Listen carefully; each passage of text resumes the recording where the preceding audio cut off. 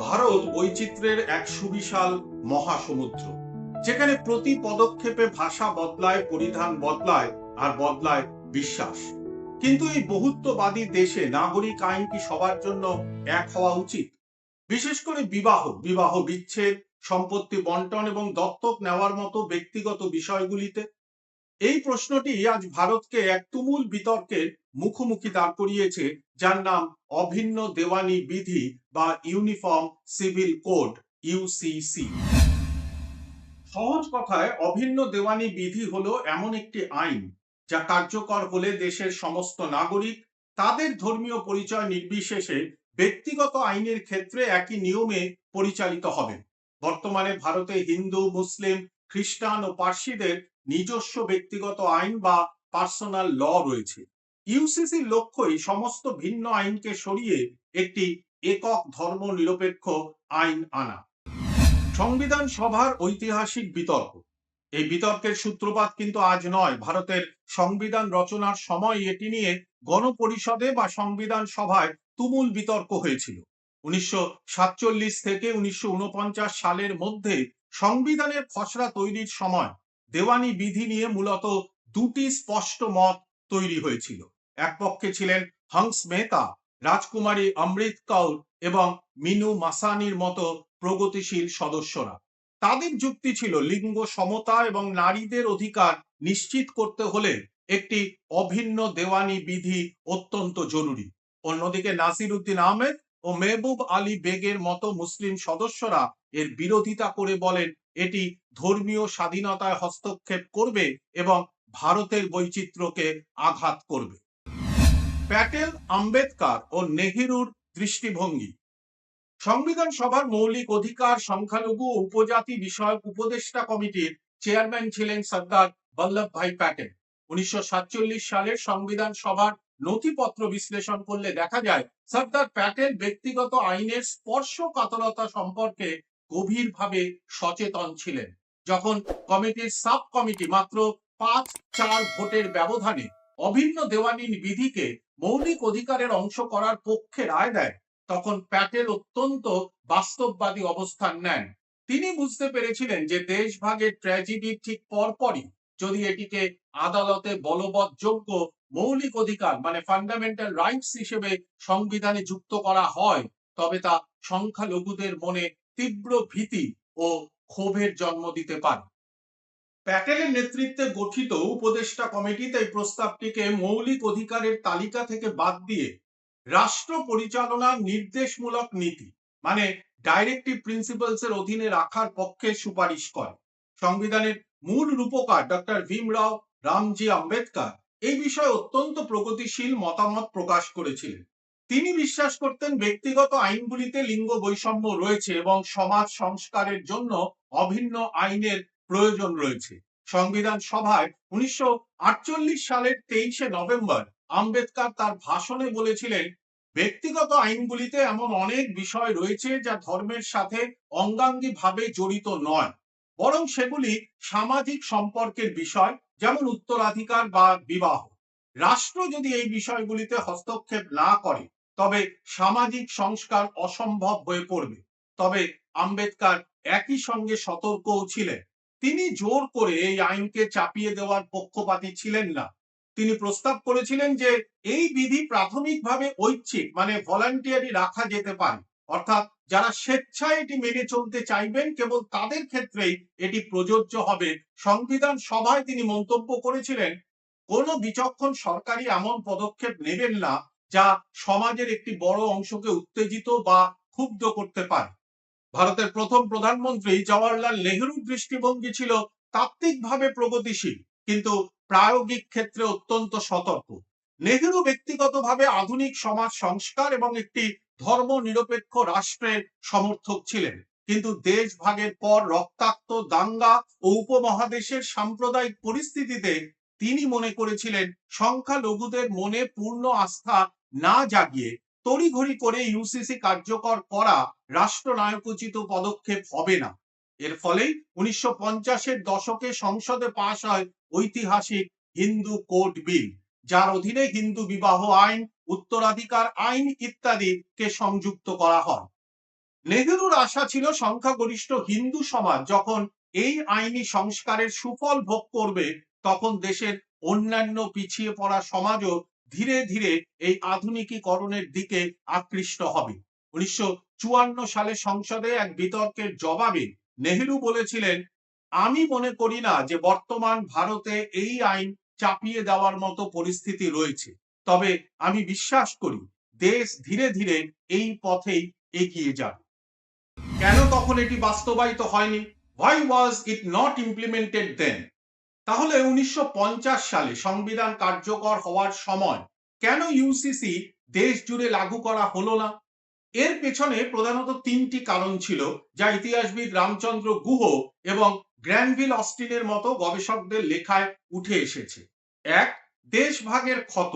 1947 সালের দেশভাগের পর ভারতের সাম্প্রদায়িক পরিস্থিতি ছিল অত্যন্ত স্পর্শকাতর।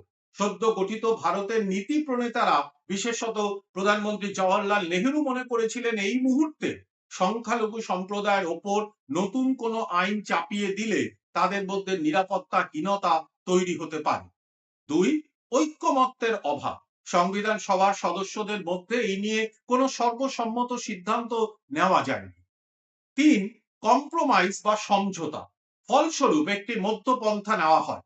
অভিন্ন দেওয়ানি বিধিকে মৌলিক অধিকারের মানে ফান্ডামেন্টাল রাইটস এ অন্তর্ভুক্ত না করে সংবিধানের পার্ট 4 এর রাষ্ট্র পরিচালনার নির্দেশমূলক নীতি মানে directive principles of state policy 44 নম্বর অনুচ্ছেদে রাখা হয়। এর অর্থ হলো রাষ্ট্র ভবিষ্যতে অনুকূল সময় এটি বাস্তবায়নের চেষ্টা করবে, তবে এটি আদালতের মাধ্যমে জোরপূর্বক কার্যকর করা যাবে না। আজকের দিনে কি এটি সময়ের দাবি? Is it the need of the hour? আজ একবিংশ শতাব্দীতে দাঁড়িয়ে প্রশ্ন উঠছে, এটা কি আসলেই সময়ের দাবি? এখন এই বিষয়ে দুটি ভিন্ন মত রয়েছে। সমর্থক মানে যারা পুরুষতান্ত্রিকতা ও লিঙ্গ সমতার দূরীকরণের পক্ষে, তাদের যুক্তি হলো বিভিন্ন ধর্মীয় ব্যক্তিগত আইনে নারীদের অধিকার প্রায়শই খর্ব করা হয়। উদাহরণস্বরূপ বহু বিবাহ বা উত্তরাধিকারের ক্ষেত্রে বৈষম্য। সুপ্রিম কোর্টও বিভিন্ন সময়, যেমন 1985 সালে সাবানো মামলা বা 1995 সালের সারলা মুদগল মামলাতে সরকারকে অভিন্ন দেওয়ানি বিধি প্রণয়নের বিষয়ে উদ্যোগী হতে বলেছে। তাদের মতে লিঙ্গ ভিত্তিক ন্যায় বিচার এবং জাতীয় সংহতির জন্য এটি প্রয়োজন। অপরদিকে যারা ধর্ম নিরপেক্ষতা ও বহুত্ববাদের সমর্থক, তাদের আশঙ্কা এই আইনের আড়ালে ভারতের বহু সাংস্কৃতিক কাঠামো এবং ধর্মীয় স্বাধীনতার ওপর আঘাত আসতে পারে। 2018 সালে ভারতের 21তম আইন কমিশন মানে ল কমিশন তাদের রিপোর্টে পরিষ্কার জানিয়েছিল যে এই মুহূর্তে অভিন্ন দেওয়ানি বিধির কোনো প্রয়োজনীয়তা বা উপযোগিতা নেই। আইন কমিশন পরামর্শ দিয়েছিল ইউসিসি আনার চেয়ে বিভিন্ন ব্যক্তিগত আইনের ভেতরে যে বৈষম্যগুলো রয়েছে সেগুলিকে সংশোধন করা বেশি জরুরি। এই প্রসঙ্গে মনে রাখা প্রয়োজন, 90-এর দশকে যখন ভারতীয় জনতা পার্টি জাতীয় রাজনীতিতে প্রধান শক্তি হিসেবে আত্মপ্রকাশ করে, তখন ইউসিসি আবার আলোচনার কেন্দ্রে চলে আসে। বিজেপির নির্বাচনী ইস্তেহারে এটি সর্বদা অন্যতম প্রধান দাবি ছিল। তবে জোট সরকারের নেতৃত্বে থাকা প্রধানমন্ত্রী অটল বিহারী বাজপেয়ীর দৃষ্টিভঙ্গি ছিল কিছুটা নমনীয় ও সমন্বয়ী। 1996 সালে বিজেপি এককভাবে সংখ্যাগরিষ্ঠতা না পাওয়ায় এবং 1998 সালে এনডিএ জোট গঠনের সময় জাতীয় স্বার্থে ও শরিকদের আপত্তির কারণে বাজপেয়ী বিতর্কিত বিষয়গুলি যেমন 370 ধারা বা ইউসিসি জাতীয় অভিন্ন কর্মসূচি মানে ন্যাশনাল এজেন্ডা অফ গভর্নেন্সের বাইরে রাখেন। বাজপেয়ী তাত্ত্বিকভাবে অভিন্ন দিওয়ানি বিধির পক্ষে থাকলেও তিনি মনে করতেন এটি কার্যকর করার আগে সমাজের সব অংশের মধ্যে আস্থা তৈরি করা এবং আলোচনা জরুরি। 2003 সালে বাজপেয়ী সরকার সুপ্রিম কোর্টের এক রায়ের প্রেক্ষিতে সংসদে জানিয়েছিল যে সমাজের সব পক্ষের সম্মতি ও জাতীয় ঐক্যমত্য মানে ন্যাশনাল কনসেনসাস ছাড়া এই আইন কার্যকর করা সম্ভব নয়। তাহলে বিজেপি কেন এখন এটি নিয়ে এত তৎপর? ভারতীয় জনতা পার্টি বা বিজেপির কাছে অভিন্ন দেওয়ানি বিধি কোনো নতুন বিষয় নয়। জনসংঘের সময় থেকেই তাদের তিনটি মূল রাজনৈতিক ও আদর্শগত এজেন্ডা হলো: 1, 370 ধারা বিলোপ, 2, রাম মন্দির নির্মাণ এবং 3 অভিন্ন দেওয়ানি বিধি বা ইউসিসি কার্যকর করা।